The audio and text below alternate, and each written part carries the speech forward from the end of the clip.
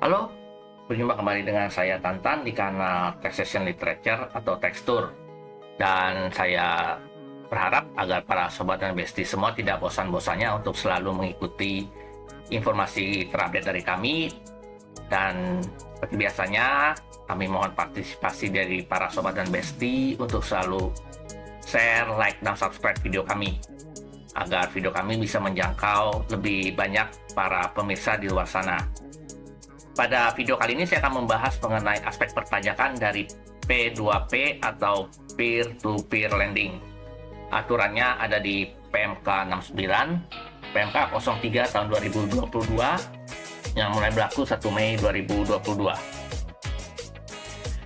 Layanan pinjam meminjam uang berbasis teknologi informasi atau P2P Lending adalah penyelenggaraan layanan untuk mempertemukan pemberi pinjaman dengan penerima pinjaman melalui sistem elektronik dengan menggunakan jaringan internet termasuk yang menerapkan prinsip syariah.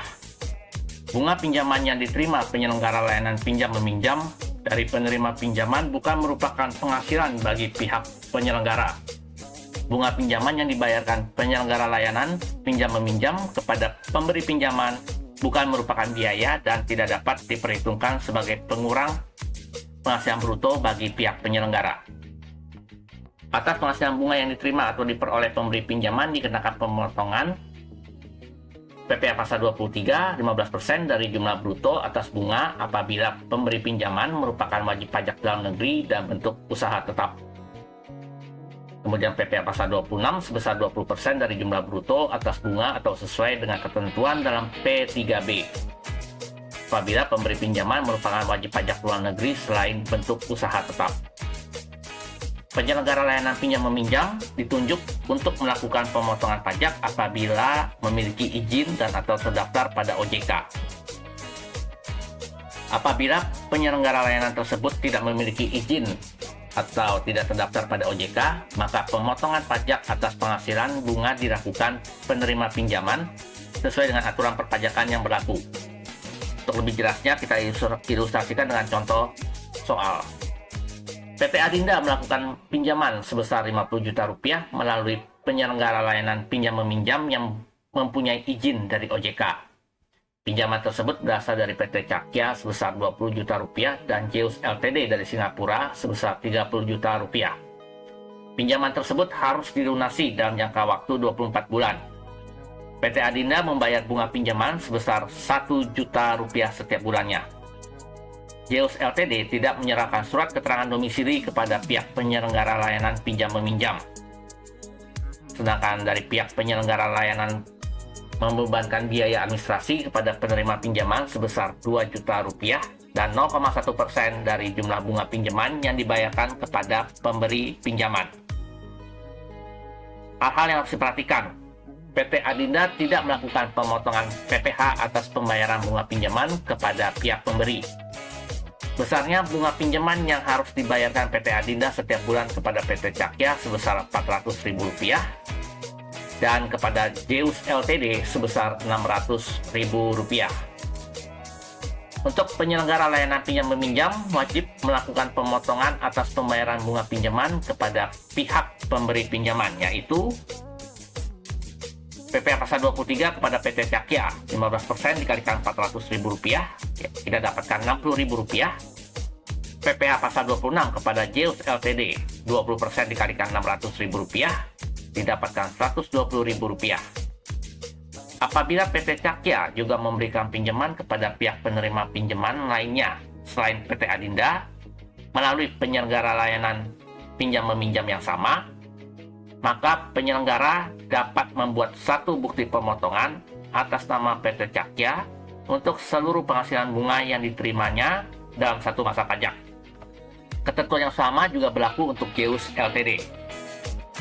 Sedangkan biaya administrasi yang diterima penyelenggara layanan pinjam meminjam tidak dikenakan pemotongan PPh, namun wajib dilaporkan dalam SPT tahunan penyelenggara layanan pinjam meminjam.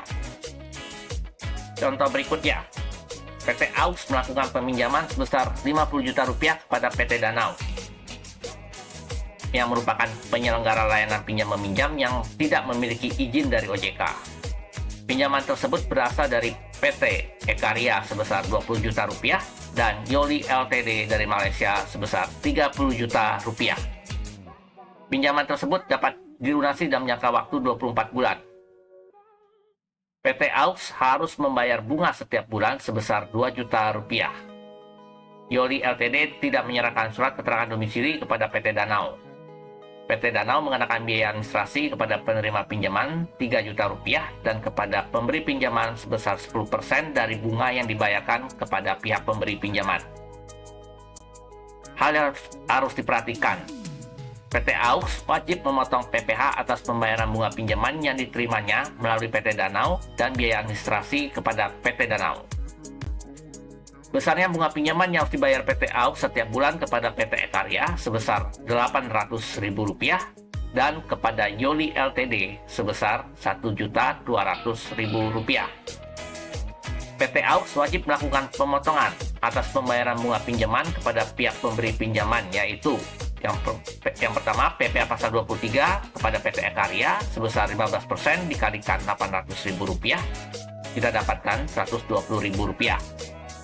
Yang kedua, PPh pasal 26 kepada Yoli Ltd sebesar 20% dikalikan Rp1.200.000, kita dapatkan angka Rp240.000. Dan ketiga, PPh pasal 23 atas biaya administrasi yang dibayarkan kepada PT Danau sebesar 2% dikalikan Rp3 juta, kita dapatkan angka Rp60.000. PT Ekaria melakukan pemotongan PPh pasal 23 atas biaya administrasi yang dibayarkan kepada PT Danau sebesar 2% dikalikan 10% dikalikan Rp800.000, kita dapatkan Rp1.600.000. Untuk penyelenggara layanan pinjam-meminjam yang telah dikukuhkan sebagai PKP, wajib memungut, menyetor, dan melaporkan PPN terutang atas penyerahan jasa layanan pinjam-meminjam.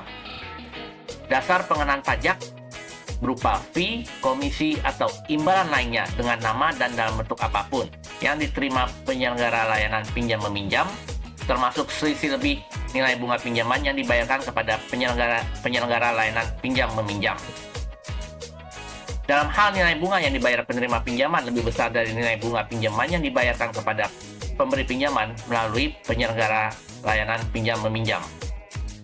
Penyelenggara layanan pinjam-meminjam yang telah dikukuhkan sebagai PKP merupakan PKP pedagang eceran, sehingga dapat membuat faktur pajak kepada penerima layanan dengan karakteristik konsumen akhir. Jadi kesimpulannya di sini adalah bahwa kita harus memperhatikan dulu apakah pihak penyelenggara layanan pinjam-meminjam itu memiliki izin atau tidak dari OJK, karena hal itu akan mempengaruhi kewajiban pihak yang melakukan pemotongan PPh-nya. Demikianlah penjelasan singkat saya mengenai aspek perpajakan dari P2P Lending, dan apabila ada saran, komentar, maupun pertanyaan, silakan saja tuliskan di kolom komen, nanti kami akan meresponnya dengan segera. Sampai berjumpa kembali di lain kesempatan. Bye!